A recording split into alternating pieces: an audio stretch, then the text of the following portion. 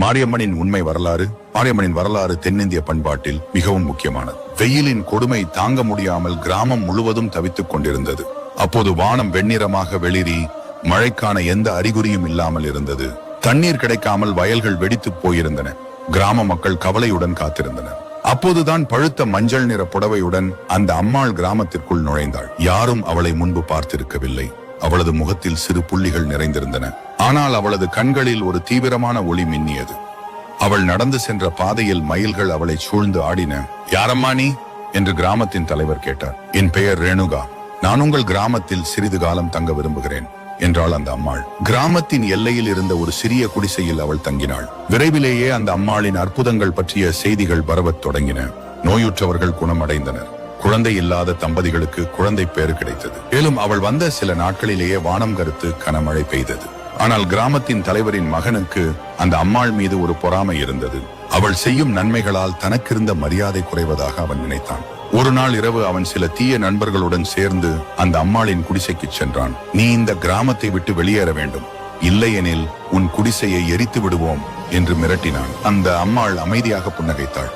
நான் இங்கிருந்து போவேன், ஆனால் அதற்கு முன் என் உண்மையான அடையாளத்தை உங்களுக்கு காட்ட வேண்டும். அவள் தன் கைகளை உயர்த்தியதும் திடீரென வானமிடித்து மின்னல் வெட்டியது. அவளை சுற்றி ஒரு பேரொளி தோன்றியது. அந்த ஒளியில் அவளது உருவம் மாறியது. 3 கண்களும் 8 கைகளும் கொண்ட தெய்வீக உருவம் அவர்கள் முன் தோன்றியது. நான் ரெணுகா அல்ல, நான் மாரியம்மன். நான் உங்கள் நோய்களை குணப்படுத்த வந்தேன். உங்கள் வயல்களுக்கு மழை கொடுக்க வந்தேன். ஆனால் நீங்கள் என்னை போகச் சொல்கிறீர்கள். தலைவரின் மகன் பயத்தில் நடுங்கி, மன்னிக்கவும் அம்மா, நாங்கள் அறியாமை காரணமாக தவறு செய்தோம். எங்களை மன்னித்து இங்கேயே தங்குங்கள் என்று கெஞ்சினான். நான் இனி இந்த வடிவில் உங்களுடன் இருக்க மாட்டேன். ஆனால் நீங்கள் எனக்கு ஒரு கோவில் கட்டினால் நான் எப்போதும் உங்களை காப்பாற்றுவேன். உங்கள் நோய்களை தீர்ப்பேன். உங்கள் வயல்களுக்கு மழை தருவேன் என்றாள். கிராம மக்கள் அந்த இடத்திலேயே மாரியம்மனுக்கு ஒரு சிறிய கோவில் கட்டினர். ஒவ்வொரு ஆண்டும் அவளுக்கு திருவிழா நடத்தினர். அதன் பிறகு அந்த கிராமத்தில் பஞ்சமோ நோயோ வறட்சியோ ஏற்படவில்லை. இன்றும் தென்னிந்தியாவில் பல ஊர்களில் மாரியம்மன் கோவில்கள் உள்ளன. அவள் வயல்களுக்கு மழை தரும் தெய்வமாகவும் நோய்களிலிருந்து பாதுகாக்கும் அம்மனாகவும் வணங்கப்படுகிறாள். அந்த முதல் கிராமத்தில் இருந்து அவளது புகழ் நாடெங்கும் பரவியது, இன்றும் தொடர்கிறது.